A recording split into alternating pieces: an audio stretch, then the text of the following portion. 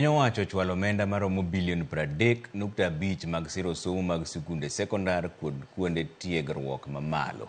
Ewi ma omendano, bilion 7 ochwal ne sikunde mag junior secondary kod mago ma piny owacho, ka bilion 16 to omi sikunde sekondar ma jopuonjre ok dagie kata day schools. Kaka Diana Olonde leronwa, motelo ne ma riwruok mar jopuonj mar KUPPET nyocha obwogo loro sikunde poni piny owacho ok ochiwo omenda ne wang' sa.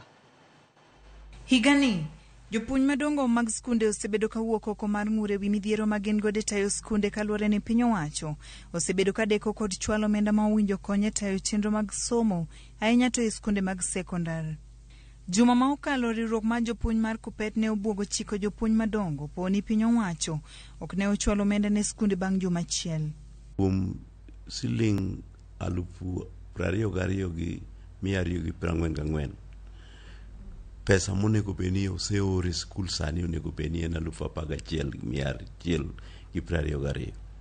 To pesa moseor to skul odong' gi jumbe 3 kende tiloro en mana siling 3,877. Nyiso ni okol kata asilimia mokalo 30 e period mar tam mokwongo e tam manitiere activity mang'eny machalo kaka sports. Tunawapatia Ministry of Education siku 7 wao wametuma pesa zote katika mashule zetu.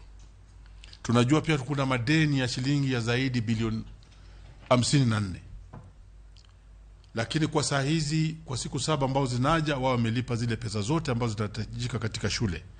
La si hivyo tutaambia headmaster wetu wafunge shule na watoto waende nyumbani.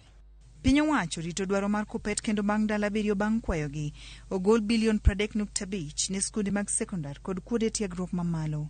Ewi omenda ni, bilion 7 ochwal ne junior school mag piny owacho, ka bilion 16 to mi skunde sekondar ma ji dokie pacho kata junior day secondary schools.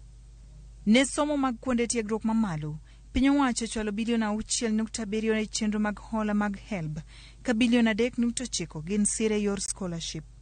E hik omenda ni, piny owacho koro osechwalo maromo bilion 32 ne hola kod bilion 12 ne sir mag scholarship ne jopuonjre manie kuonde tiegruok mamalo.